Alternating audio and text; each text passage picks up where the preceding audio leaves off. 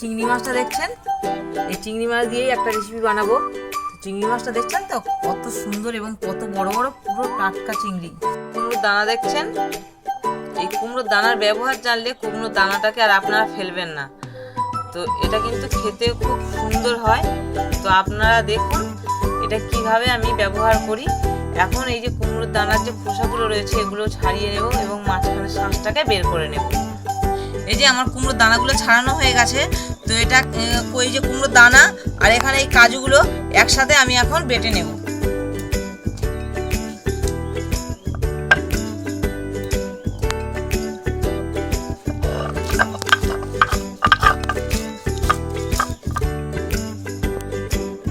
এই যে বাটা হয়ে গেছে। এখন কাজু আর কুমড়োর দানাটা খুব ভালোভাবে এই যে দেখুন,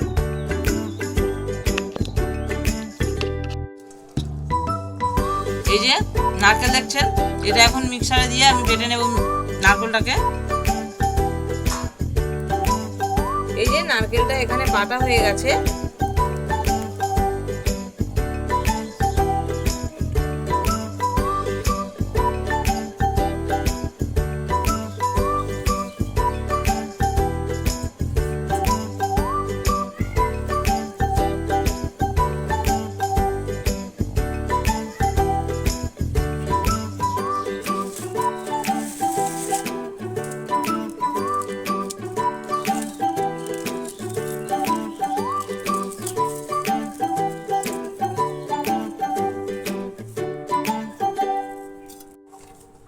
কড়াটা গরম হয়ে গেছে।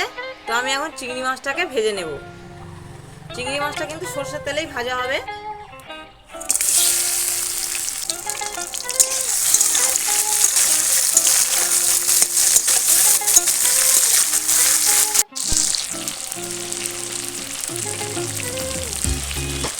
চিংড়ি মাছটা ভাজা হয়ে গেছে। তো চিংড়ি মাছটাকে আমি হালকা করে ভেজেছি। এখন চিংড়ি মাছটাকে তুলে নেব।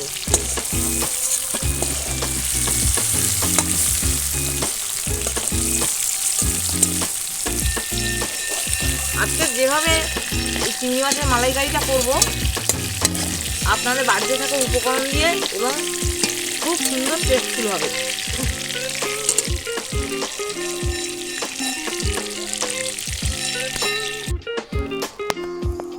এই যে চিংড়ি মাছ ভেজেছিলাম, যে তেলটা বেশি ছিল ওর মধ্যে এখন আমি কিছুটা কালো জিরে দিয়ে দিলাম।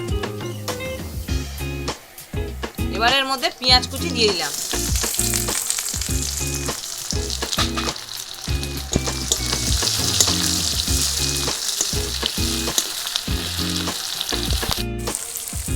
এই পেঁয়াজ কুচিটা ততক্ষণে ভাজা হতে থাক এবং এর সাথে আমি এখন এই যে রসুন পেস্ট আছে এই রসুন পেস্ট দিয়ে দিলাম এবং আদা পেস্টটাকেও দিয়ে দিলাম।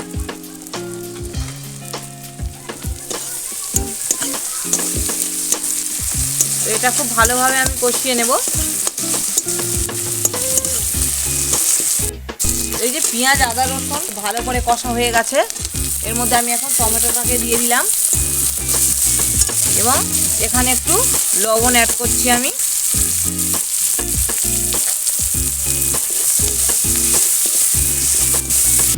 লঙ্কা গুঁড়োটা দিয়ে দিলাম।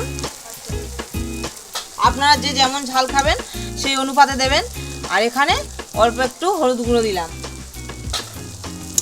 এবং এটাকে খুব ভালো করে কষিয়ে নেব।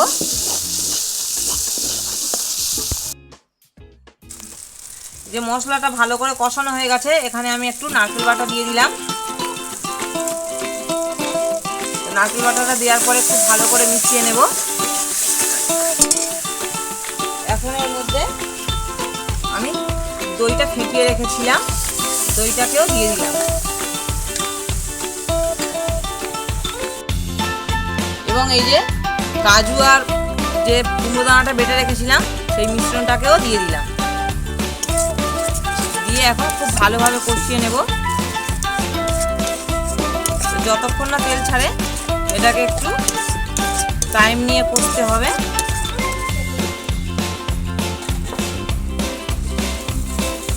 আমি এই যে দইটা ছিল যে বাটিতে, এই বাটি দেওয়া জলটা একটু দিয়ে দিলাম,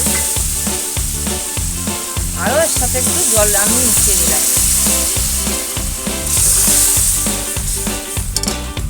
এবং এর সাথে কয়েকটা চেরা কাঁচা লঙ্কা দিয়ে দিলাম। এই গ্রেভিটা ততক্ষণে ফুটতে থাকুক। তো আমি এখন এখানে 1 চামচ পরিমাণ মৌরি বাটা দিলাম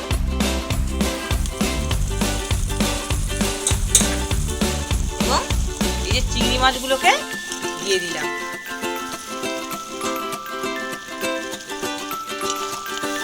একটু হালকা হাতে নাড়িয়ে দিলাম।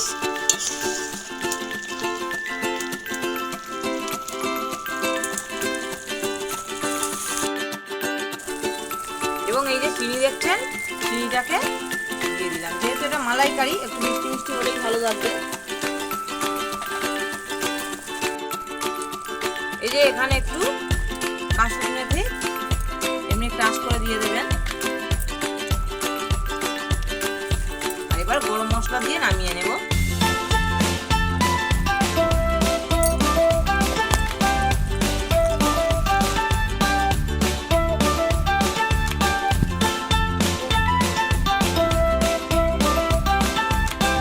এই যে বন্ধুরা, আমার চিংড়ি মাছের মালাইকারি রেডি হয়ে গেছে।